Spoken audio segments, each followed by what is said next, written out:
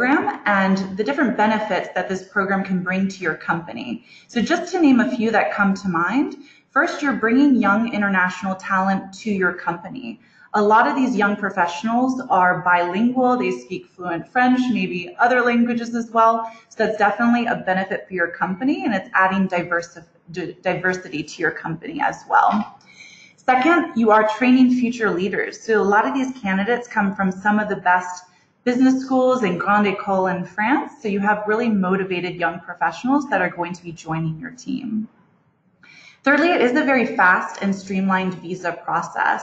So it takes, on average, anywhere between 2 to 5 weeks once the FACC has received a complete application, which is very fast compared to other visa categories.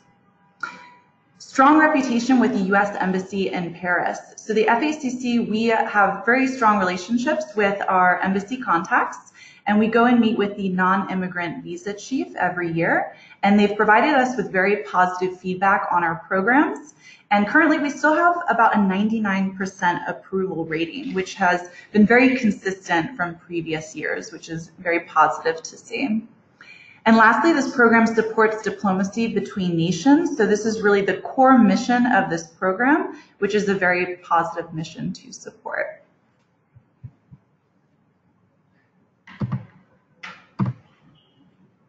FACC New York as a J1 visa sponsor. So it's important to note that any companies that want to host intern and trainees, you do need to go through a visa sponsor in order to host these candidates.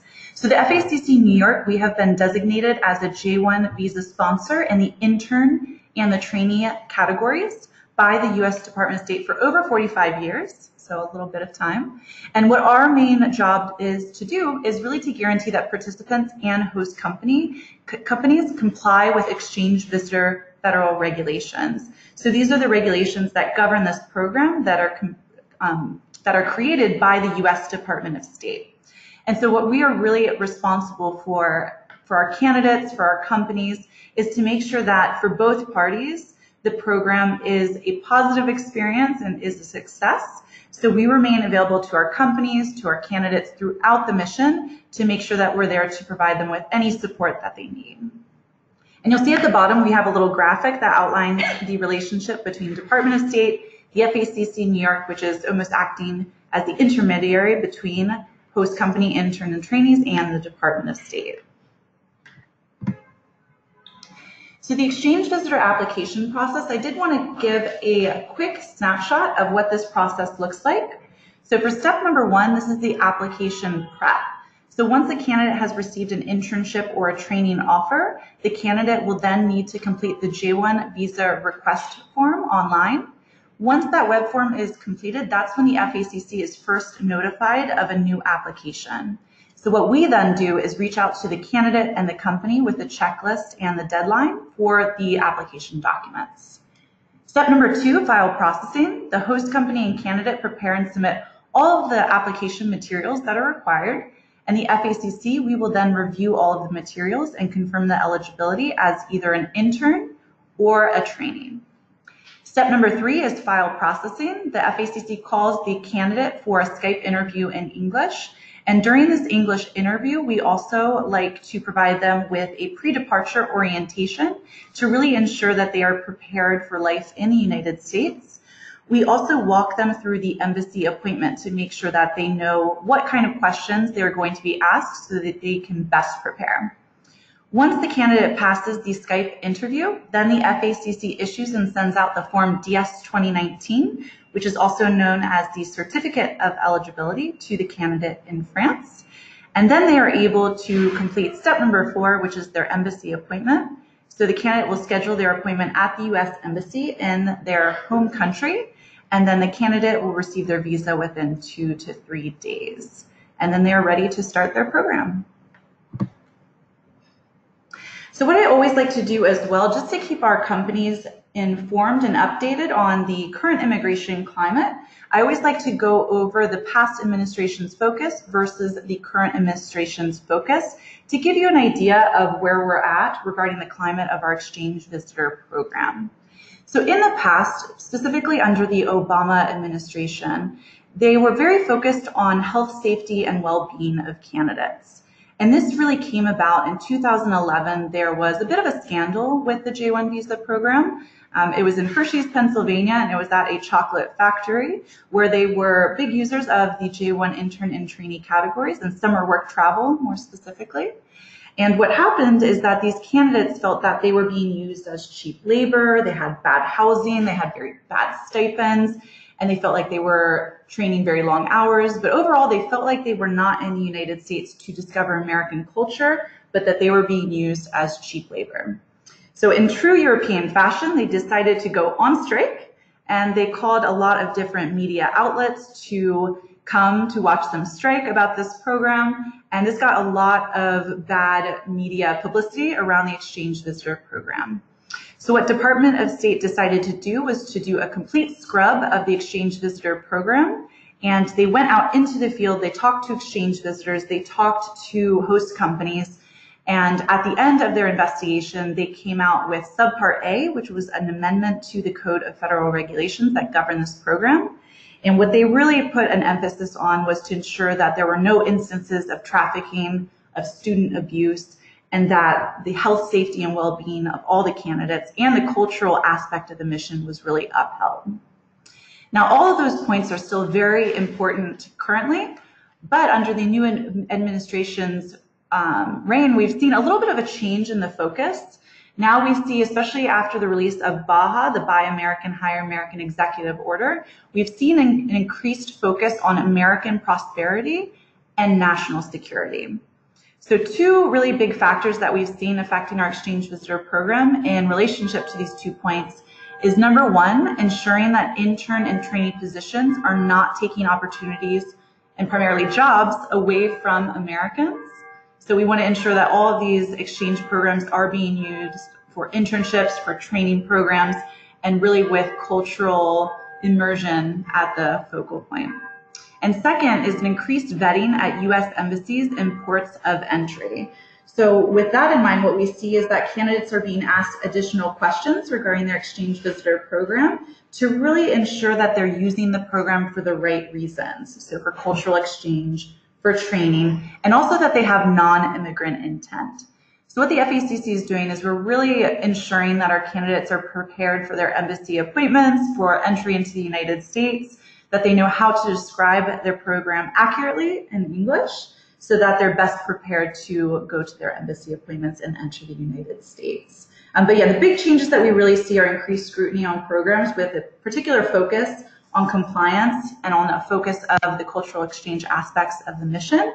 And so that is why we also wanted to organize this webinar today to really train our companies to ensure that this program is a success.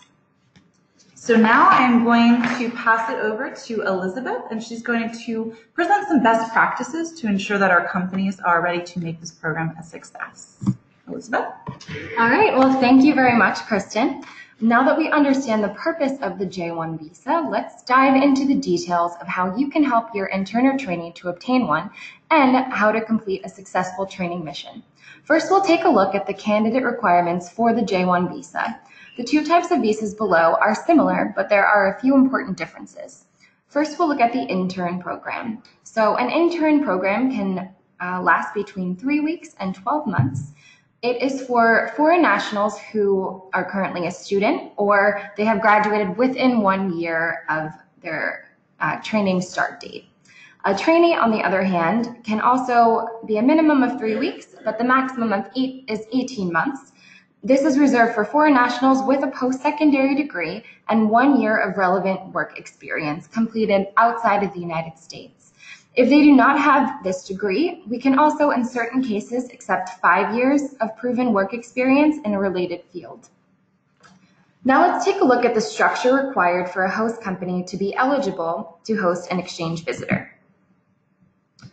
Okay, so first, a host company must employ a minimum of 3 full-time employees, 2 of whom are American citizens, residents, or green card holders, and this must be at the site of activity itself. The company needs to have a sufficient structure to provide hands-on daily supervision for their intern or trainee. They must be a member of their local FACC chapter. They must provide exposure to American cultural activities and English-speaking environments for their trainee or intern. They must also agree not to hire the participant during or at the end of the exchange visitor program in the United States for a period of 1 year following the end of their training. And the intern or training program is also always full-time, and it is always paid at least the local prevailing minimum wage. The State Department considers 32 hours per week to be the minimum full-time training, and also please make sure to double check the local minimum wage for your area. We also understand that this list of requirements and required items can appear intimidating at first glance, but we're here to guide you through the process and to help keep your application as simple and as streamlined as possible. So here are some helpful tips to help guide you. Okay, so first, please, to ensure expedited processing, remember that there are very busy embassy months, which can result in longer wait times. So we always anticipate that candidates will have longer wait times at the embassy, especially during the summer months and at the end of the year, so in December and January. So please submit these documents as early as possible during these months to ensure timely processing. Also, for a timeline, we request that any submissions are received by us at least 2 months before the desired start date. This ensures that the candidate and the host company will have adequate time to gather all of the required documents. It also provides a cushion for U.S. Embassy processing times if there are ever any long wait times at the embassy. It also ensures a timely arrival of the intern or trainee.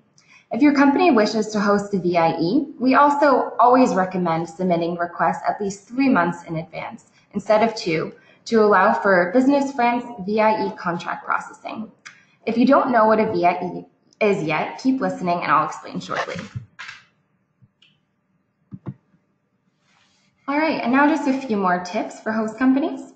We always suggest that host companies spend a good amount of time creating the training and internship placement plans, and also be sure to use the new version that we'll send you with each application. This version expires in 2021.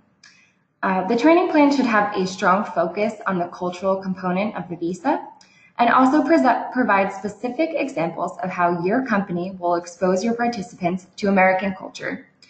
It must be a bona fide training program.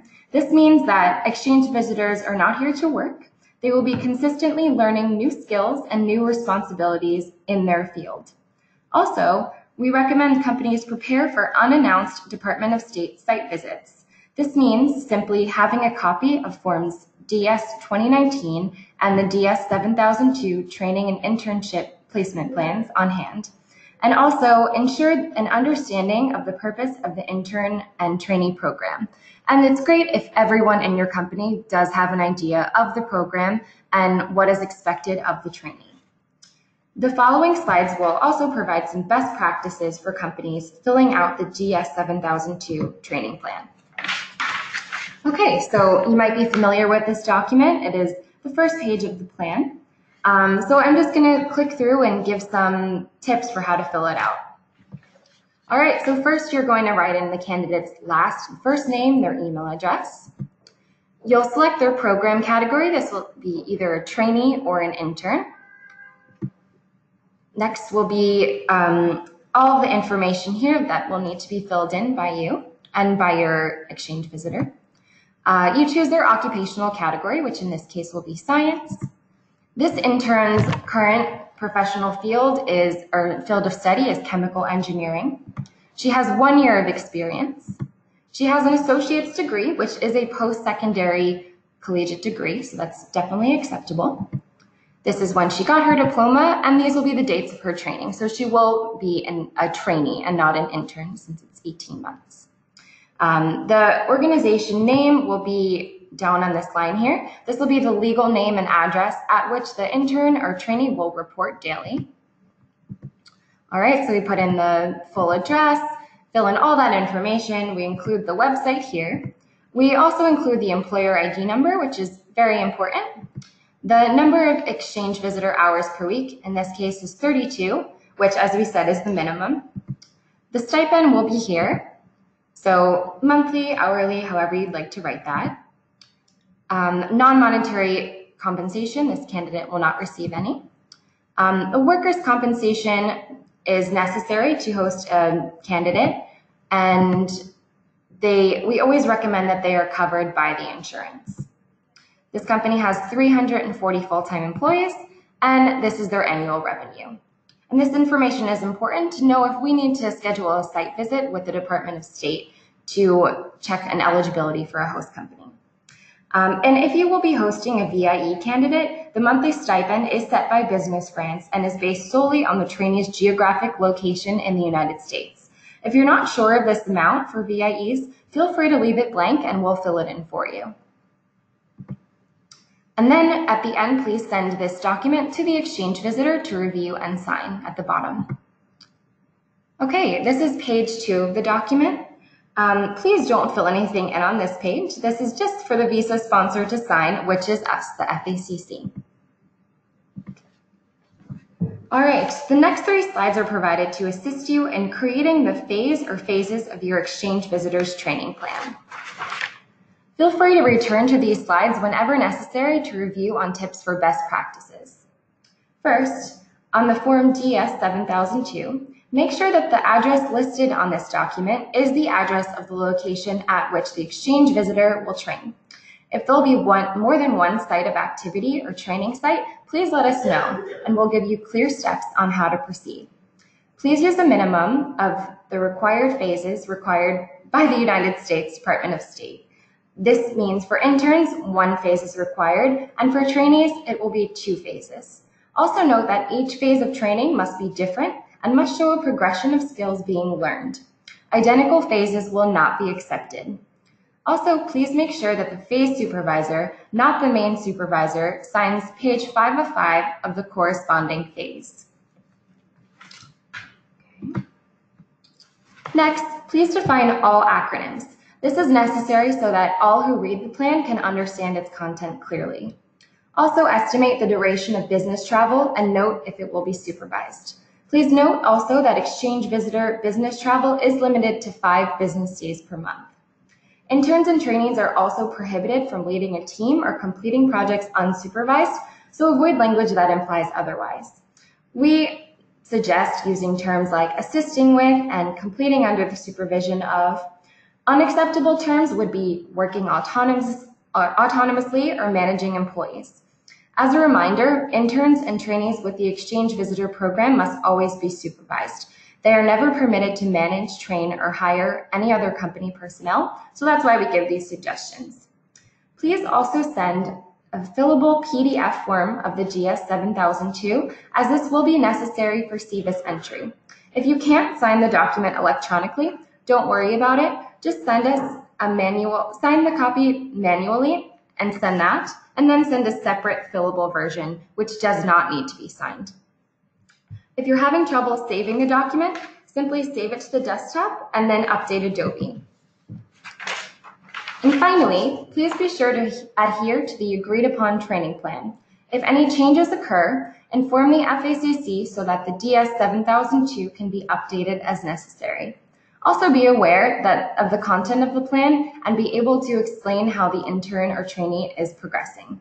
As we said, the U.S. Department of State is free to reach out to host companies at any time to request an update on the program, so it's always best to remain informed. Once your intern or trainee has safely arrived in the U.S., we understand that situations may come up from time to time. For these, we require an incident report. So that will be any incident involving interns and trainees, and they must be reported to the FACC as soon as possible after the incident's occurrence.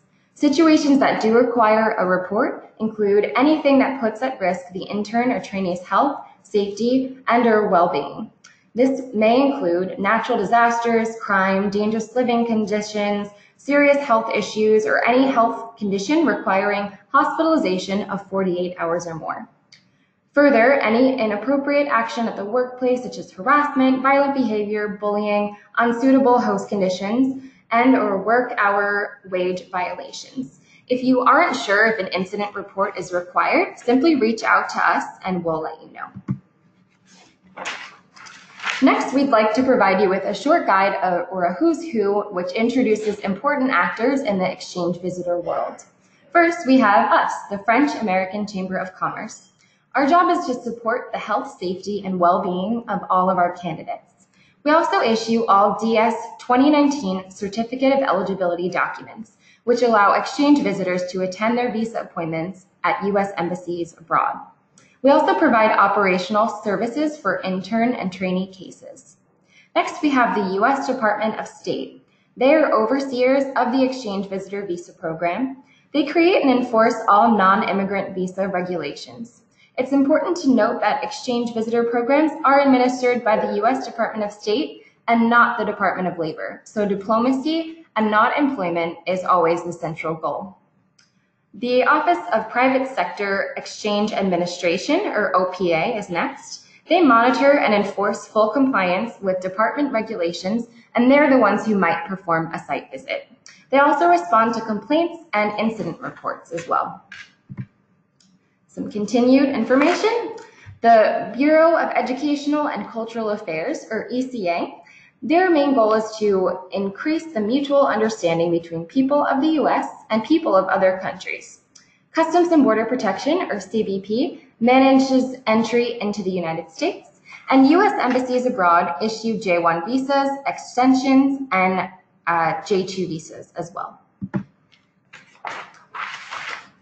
I had previously mentioned the term VIE, or Volontariat International en Entreprise, so I'd like to briefly explain the differences between a VIE and a non-VIE intern or trainee.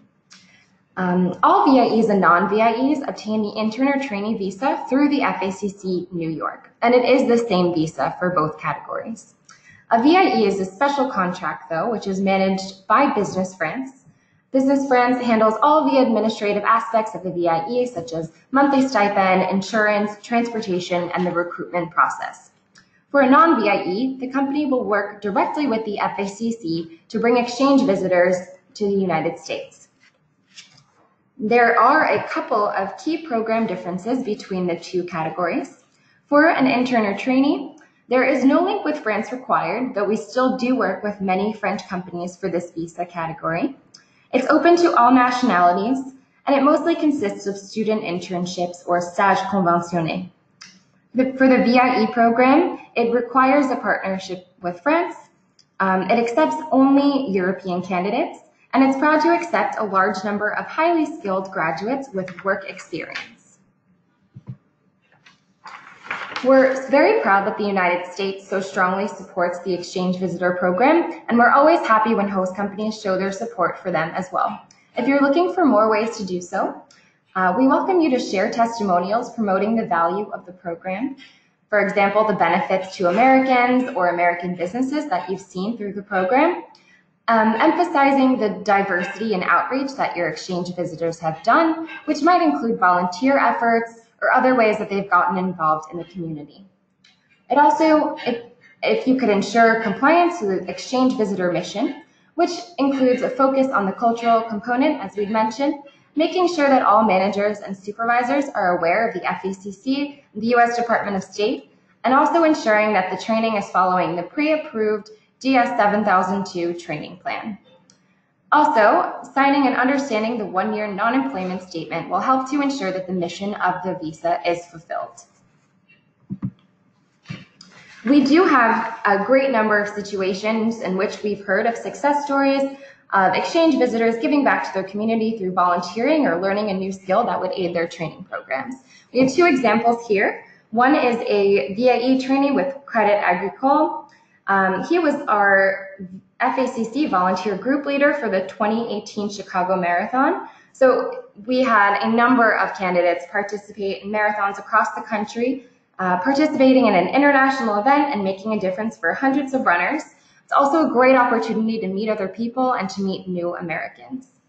And then we have a picture over here of Total E&P VIE trainees who were invited to visit an MIT lab in Boston, where they learned about new technologies for their training program, while also getting to explore a new part of the United States.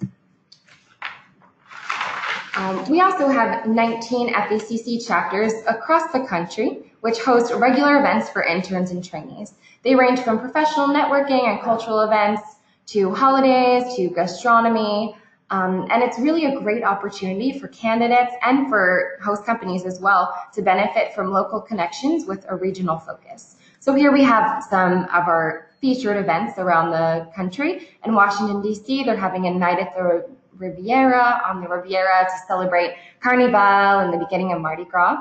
We've got some events about museums and preserving art and culture through our Philadelphia Chamber. Our Dallas-Fort Worth Chamber was very fortunate to welcome the former Secretary of State, John Kerry, and a networking event for Europeans was sponsored by the chapter in San Francisco.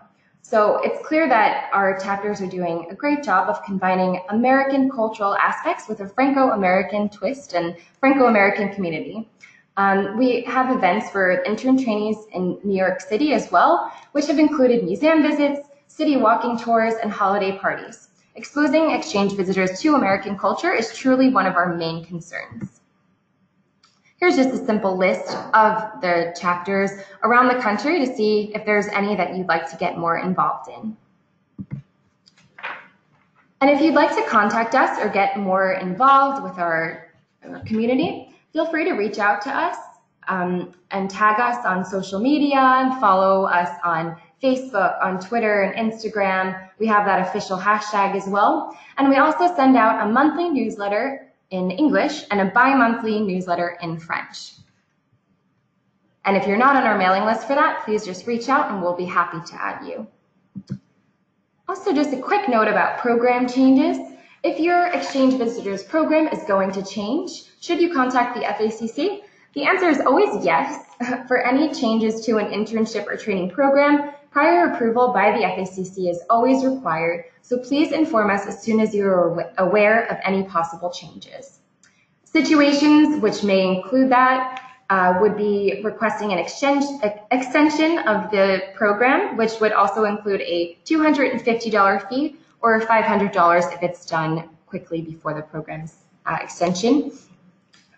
Shortening the program would also include it'd be necessary to contact us, changing the site of activity, changing a phase or a program supervisor, and also reporting an emergency. So you can just contact us at the information below at icdp@facc-nyc.org or by calling our number. And if you're looking to use this program to expand your use of the program and recruit new talent, we have a site called Career Connect. It's a talent center. It's a free internship board to recruit student interns, not VIEs though. It is a one-stop shop for J1 visas. So that goes from the recruitment to the visa processing, and then the candidate will get their visa and be ready to start training at your company. Companies can post openings and search through hundreds of resumes in our CV database, and students can upload their CVs and apply directly to the openings. We also have career tips and advice for students applying to positions in the United States. We have thousands of candidates from top business schools, engineering schools registered on the site, and we're always doing promotions to add more every day. You'll also work with our highly responsive, personalized Career Connect team as well. We're also very proud to offer a reciprocal program for Americans who wish to work in France. We have an agreement with OFI, the French government entity that handles immigration, and this program mirrors the exchange visitor program. So this program is open to Americans between the ages of 18 and 35. Candidates must possess relevant degrees or experience, and they will get a simplified CDD, or Contrat de Duration Déterminée contract, which is between 3 and 18 months. The candidate must also be paid at least the SMIC, which is the minimum wage. It's open to any field or industry, including culinary arts and hospitality.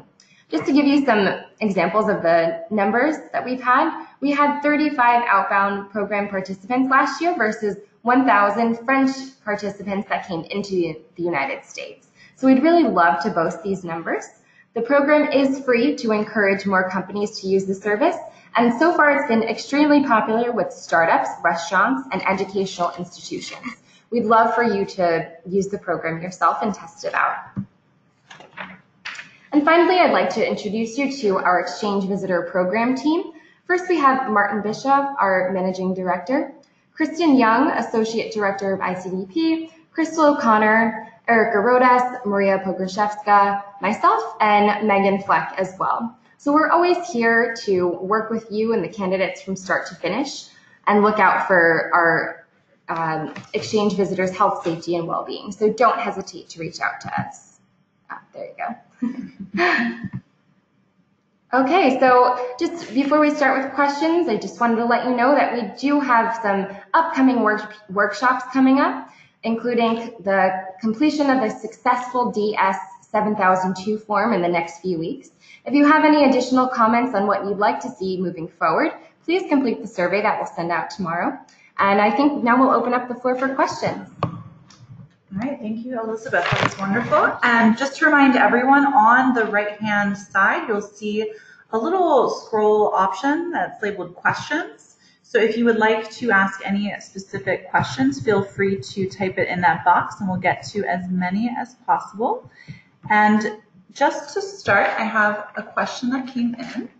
So we have a company that would like to host a candidate who's eligible only as a trainee, but we'd like them to stay only for 6 months.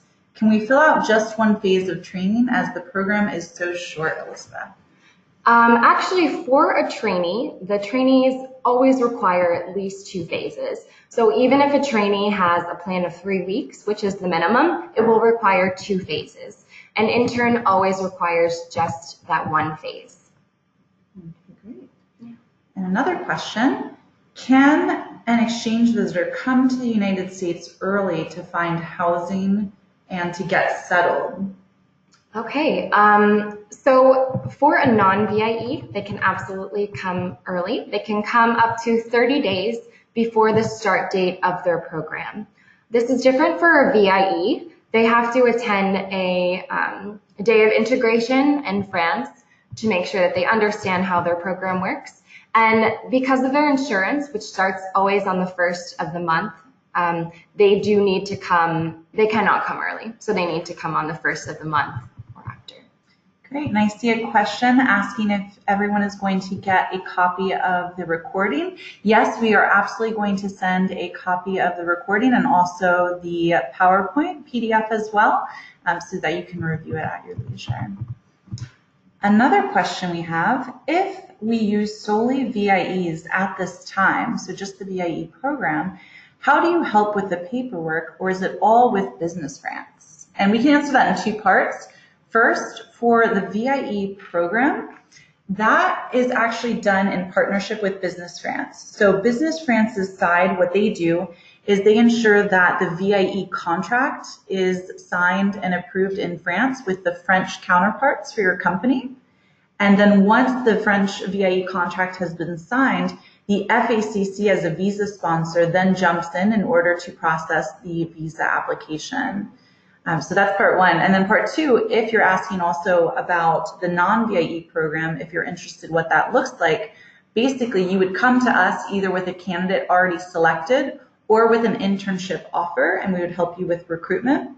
And then once you found a candidate that you would like to move forward with, again, the process is going to be exactly the same for the visa application. We would walk you through the process and be able to issue the visa documents for your candidate. Okay, I have another question. My company has 5 full-time employees. We're currently hosting 1 exchange visitor. Can we recruit another one, Elizabeth?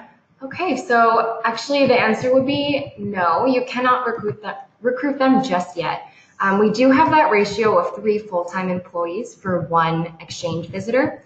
So either you could wait until you get another full-time employee. Unfortunately, part-time employees are not included in this. Or you could wait until the exchange visitor that you currently have finishes their program and returns to their home country, and then you can get that second exchange visitor. Okay, great. And another question, what is the support on housing and cars? VIEs will have problems getting those since they don't have a credit line.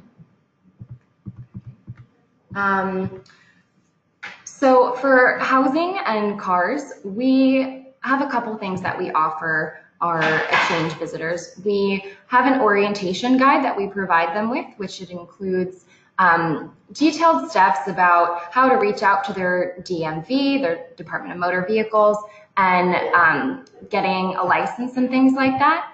We suggest that they search for used cars, since purchasing a new car for simply 18 months can often be expensive, and that they ask just maybe their colleagues or people that they can trust at their organization about purchasing a car for advice.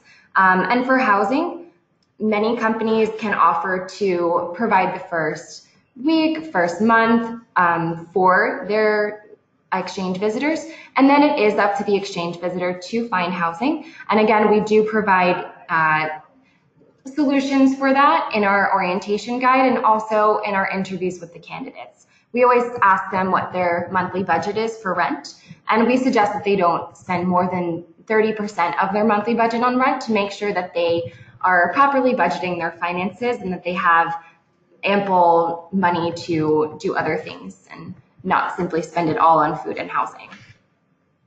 Okay, great. And I see another question regarding, should J1 exchange visitors be added to payroll? So with that, it depends if it's a VIE or a non-VIE candidate.